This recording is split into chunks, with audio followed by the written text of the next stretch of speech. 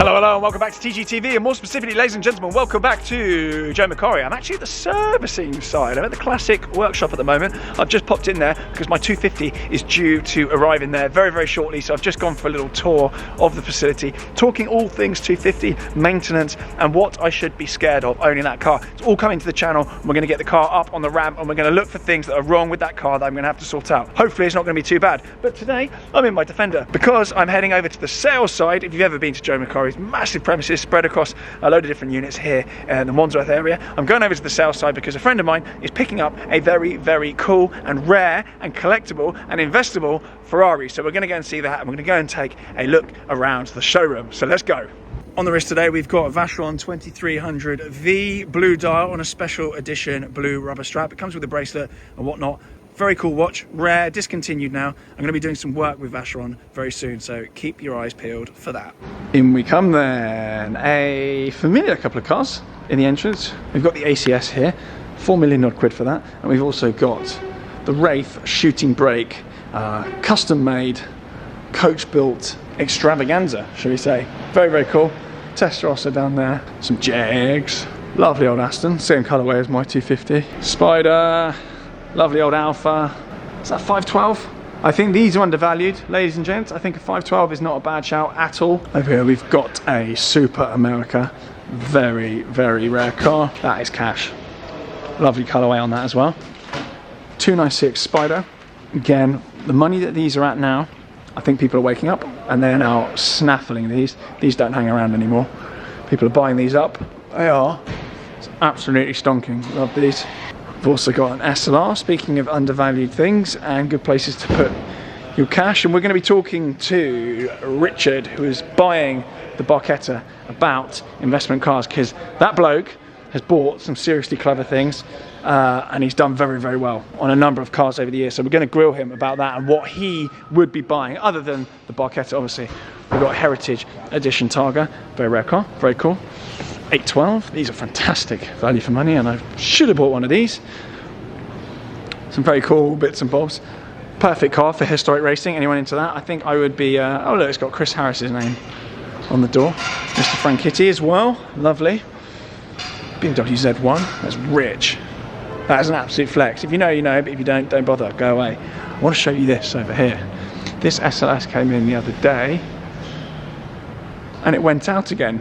Immediately, it sold absolutely instantly. It's this incredible, I've forgotten the name, I don't think it's Mystic Blue or Daytona Blue, but it's blue on tan. Sold immediately. The market on these at the moment is absolutely red hot. Roma, Lusso, F12 TDF. Here we've got all the big boy bits. Now looking at these, last time I saw these I wasn't a 250 owner, now I am. I can, I still can't really hold my own. We've got 275 there as well. Lovely old E-Type. I think I've shown most of these cars before. 275s are rich. One day I'll get there. 903 RS, 177, Valkyrie, blah blah blah. You've seen all these before.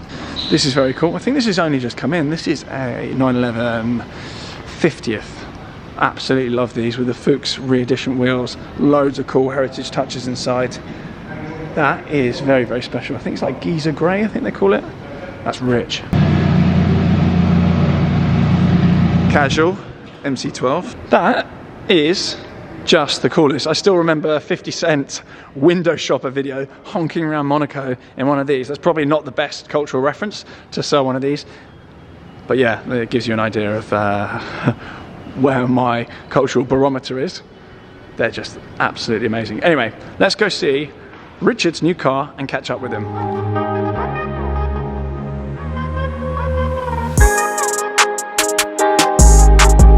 Here she is then, unveiled at the Paris Motor Show in 2000. The 550 Barchetta Pininfarina was so named to commemorate the 70th anniversary of Ferrari's coach builder and stylist. A strict limited edition of 448 numbered cars were produced. And fun fact of the day, ladies and gentlemen, this car other than the F50, is the only numbered Ferrari they've ever made, and the number plaque is down there, but my camera's so bad you can't actually see it. Some free trivia on the channel. This and the F50, the only numbered cars. Of course, there are other limited variants with limited set numbers, like your F12 TDFs and all that kind of stuff, but they just have the number of cars produced on the car, not the actual number. I believe this is car number 126 or 159. They said it a few minutes ago, and I don't have my glasses on. I don't have any glasses at all, actually. That's the problem. Let's zoom in on there. There we go, ladies and gents. That's what happens when you buy your camera off Temu. That is your number plaque on there as well, signed. Another fun fact for this car as well, this was actually co-developed with Michael Schumacher, and there's actually footage of Schumacher himself. It's not just a reskin 550, there are loads of features on this car that are different to the standard 550. It's got completely different bodywork, and this one is of course the ultra rare right-hand drive manual. I don't have the figures to hand of exactly how many right-hand drive cars there were, but that manual gearbox is a work of art. You've obviously got big fat V12 up front there, and one of my favourite parts about the car are these wheels. These split rims are absolutely sensational. Deep dish split rims there with the chrome lip on them. 295 tyres at the back. Pretty beefy boys, particularly for a car of this age. Such a cool thing, and I do think these are investment worthy vehicles. The kind of quirky Ferraris like this, the limited stuff, the rare stuff, the manual stuff, and things that hark back to important parts of Ferrari's lineage like this will be very good news. Much like the Super America, but I actually think these things will be much better news. And you've got hints of the Monza that's come out recently with these roll hoops here. It's just such a cool place to sit. All your analog dials, carbon laid, original stereos, absolutely fully original, this car. Exactly how it should be. I think it's only done 5,000 miles as well, which is absolutely bonkers. Look how cool that is. Squiffing around the south of France in a 550 Barchetta is just rude. Love that, absolutely love that. And to be honest with you, I should have bought one of these because I think they're going to go stratospheric. I think it's one of those cars where there'll be an auction result sooner rather than later, where someone and someone else gets into a bidding war, they go absolutely mental, and then everyone's after one. Could well happen. Stranger things have happened, and a great place to put some cash. So a massive, massive congrats to Richard, the owner, and even this fuel cap is just cool. You don't see that on any of the others. But massive congratulations to the owner. His Instagram is Challenge the Road. You will have seen, I think, his purple P1 at Schmee's Museum, or the Schmuseum. Right, ladies and gents, we've got Richard with us. Richard is the lucky custodian of this amazing Barchetta. Welcome to the channel. Some of you will recognise Richard from Schmee's channel. You've been on the Schmuseum channel, or even Schmee's main channel, actually, haven't you? Yeah, and I've got Challenge the Road, my own YouTube. And yep. Love these type of cars, classic, appreciating classics. You've got some interesting cars, and we were just having a little discussion about Ferrari, because you hadn't got a Ferrari in the collection recently until this car. What have you had, and what made you go for this car? Yeah, I loved 355. Manual Berlinetta was my dream car. Yeah. When I'd done well in business, I was able to get one of those for probably about 70k. Nice. Back in the day. And then I had quite a few 355s. Yeah. Spiders, really enjoyed them. Then I was trying to get a 360. Yeah. So I waited for them to depreciate. They come down. I've got a black F1 360, which I enjoyed. Nice. But I loved manuals. Yeah. And then I had a 360 Spider manual, which I really enjoyed. And they, again, kept dropping in value. I think they went down to about 40k. Yeah, I remember that. And then I went back from 360 to 355 and bought a Spider for about 38k, if you can believe it. And then sold that for sort of 80. Nice. I then went to 430. Yep. So I had a Scuderia in Rosso Mugello. Wow. Low mileage. And that started the collecting because I paid 150 for that in Yeah. 2009. Sold it for 152. Thought, oh, bloody, I made money on a car. Then I bought a 16M from Frank Lampard. Oh, wow. Black one for 157. You Wow. can believe that, the 16M. Wow. Sold that for more. So I thought, crikey, I'm doing well here. Yeah. I'm going to contact you for advice next time. Then I went to 458 Speciale. Wow, yeah. And that lovely. was the last time I had a Ferrari. Yeah. But I was keen to have manual. Yeah. Again. Yeah. And never having a V12 Ferrari. Mm. So it's quite interesting trying to choose and pick a car. Yeah. I like the 550 in the coupe. Yep. But I wanted something really limited, really special, and I started to watch a lot of videos on the Barchetta, 448 made, this type of things. And I thought, they're not really moving in value, but they're talking about them. Yeah. I noticed in America they're going up on the auctions, and I thought, it's time to come in. Yeah, time to take a punt. So you've got a right drive car, which is probably the rarest variant of them all. Yeah, so 42 right-hand drive. Only 42, wow. I mean, I do like them actually in silver and grey, but I just thought red and black. It works really well on these. It does look really good today. Super iconic with that little Shoe Macari link as well. It's, there's loads of cool details. So, you haven't obviously just got this, you've got some other bits and bobs. Those that recognise you from your channel or Shmi's channel will know that you've got the purple carbon PT1 as well. Very well known, very special car. What else is in the collection and what else are you looking to add? So my favourite era is sort of 90s, 2000 rally cars. Yeah. So I've got an Escort Cosworth rally car, Lancia Delta, Wow. Evo 1 with a Group A Lancia Delta. Wow. Colin McRae's Focus with a Focus RS. Bloody hell. Subaru 22B with Burns' Subaru WRC. Christ. And obviously a lot of Porsches now. I didn't have any Porsches until Good man, we like that. Okay, so I've got 992 GT3 RS, 991 GT3 RS, GT4 RS. Bloody hell. CSR 997. So again, going back to my roots, I like to tune them. I've got a lot of Aston Martins. I've got 4 Vantages, 2 Wow. V12s, 2 V8s. Christ. Trying to think. So at some point, you got Murcielago SV, which I think have been kind of a bit of a hidden hero of late. Anyone that's got a Murcielago SV will be well aware of, how quids in they are on those, but they have gone absolutely stratospheric.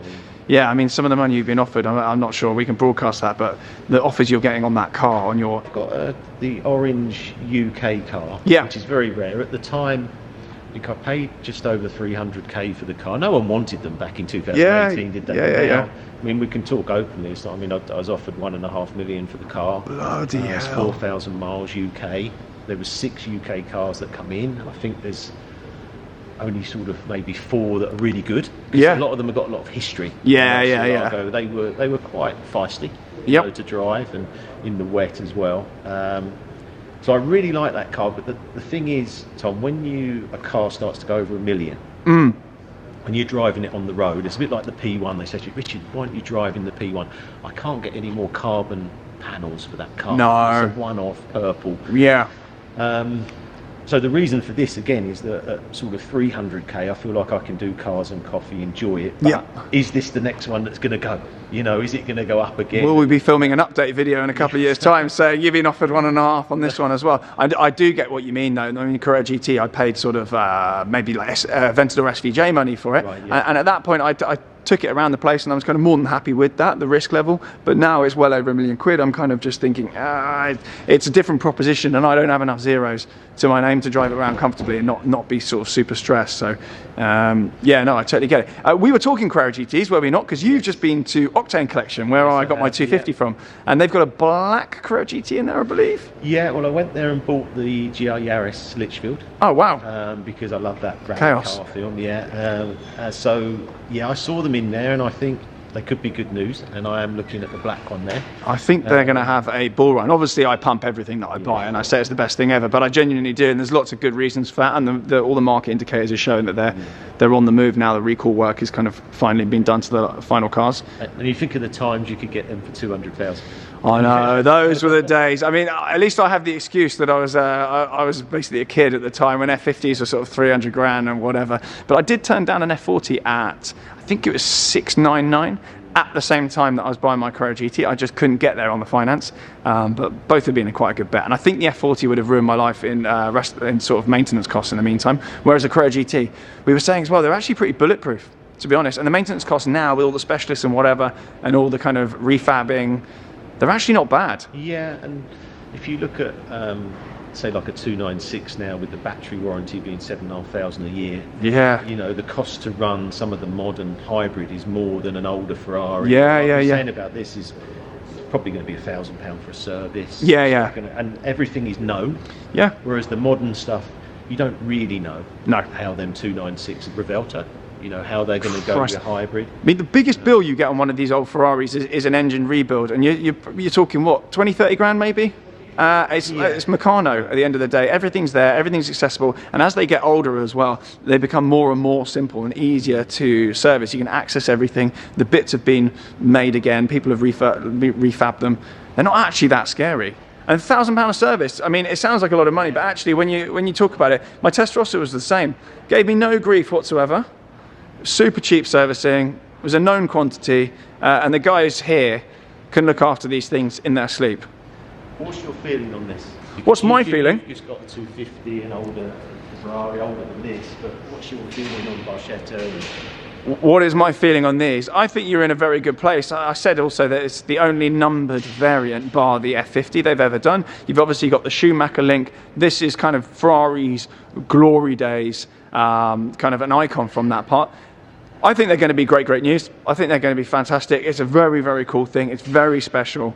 And I think all you need is one silly auction result. You just need two extraordinarily rich fellas in a room at an auction on one of these, and then you're going to see a bull run on them. I think Ferrari's going to see a bull run anyway this year due to the Lewis effect.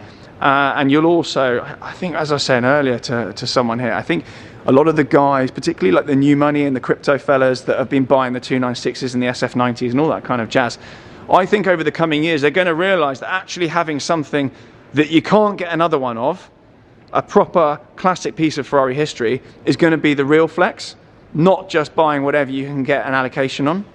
As super classy, isn't it? Yeah, and as the kind of the maintenance costs and the increased warranty and all the batteries and whatnot start becoming an absolute pain in the backside on all the new cars, the running costs on those new ones, they're going to go from 0 to tens of thousands a year, whereas these are just going to continue costing not nothing, but a fraction of the price. And actually you're getting exclusivity, rarity. This is from a time where they weren't punting out tens of thousands of these things. So I think they're going to be great news. And of course as well, another good point you just made. Do you want to tell the viewers at home what you were saying? Yeah, I was just saying that I think having a manual, because the modern cars are so fast, they're not as enjoyable, no matter what anyone says, because you're obviously restricted on the road. But in a manual, you can change gear at your own speed, you can stay under the speed limit and enjoy the car.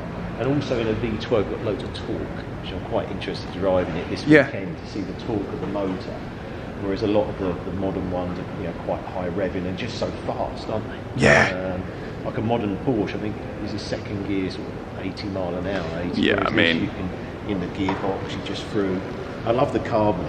Yeah. There's a lot of carbon in this one. Actually, this is an extra to have the carbon on the steering wheel. And it's all carbon between the dials as well.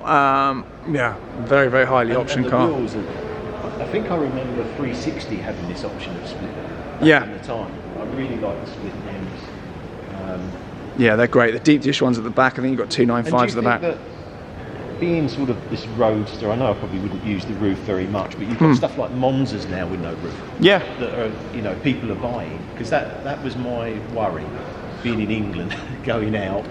I think practicality with these things falls second. I mean, this is not a family car. This is a car you take out in nice weather anyway. You wouldn't take it out in the rain regardless, whether it had a solid roof or not. Even if you had a 550 coupe, you wouldn't be taking it out in the rain. You'd be taking it out on a nice sunny day. So I think also, like, these now are transgressing into, like a lot of the cars that actually Macari sell, they transgress into the kind of the art world. I mean, we've got an MC12 there. You don't buy that car to drive every single day. And I know everyone gripes and says, oh, you don't drive your car every day.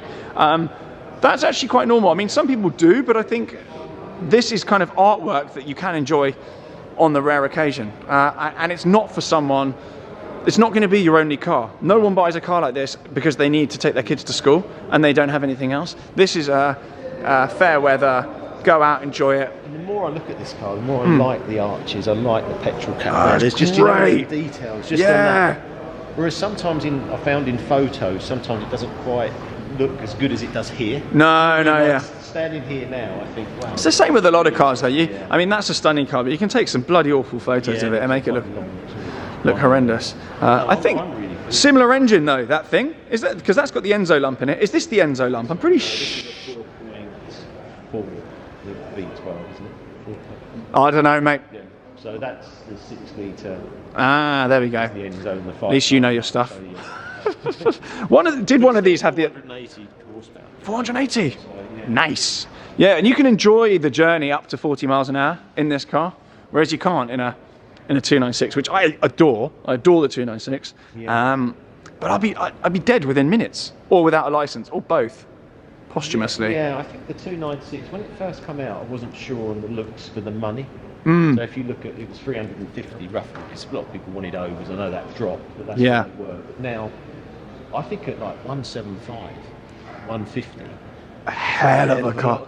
It is, hands down, the best modern supercar you can buy. If you're out there to buy a modern supercar, the 296 is where you want to be. I think they are absolutely fantastic. And I borrowed one from an unknown source, and I wanted to hate it. I got in it, screw facing, thinking, I hate this thing, it's got electric, this is not what Ferrari should be. And within 5 minutes I was like, this is bloody brilliant. No, honestly, they're bloody brilliant. I think you'll end up buying one once you drive one, and I'm kind of waiting for a quirky spec VAT qualifying car to pop up at cheap money, and then I'm in. But anyway, I'll leave you alone. Congratulations. Make sure you're following Richard on Challenge the Road on YouTube. He's on Challenge the Road on Instagram as well. And his purple P1. Are you still storing it for free at the museum? That's quite a good deal. I might give him a shout. It's a very good deal, then. Perfect. Yeah, I'm going to give him a shout for that. I don't think he'll let me in there ever again. I think I'm banned. I took the Brabus there, and he was furious. Anyway, nice to meet you. Go well on this, and you'll see the exploits of this car on the channel. I'm sure you'll see Richard at Cars and Coffee and all the kind of car-related jamborees this year with the car. Go well, sir. Ciao.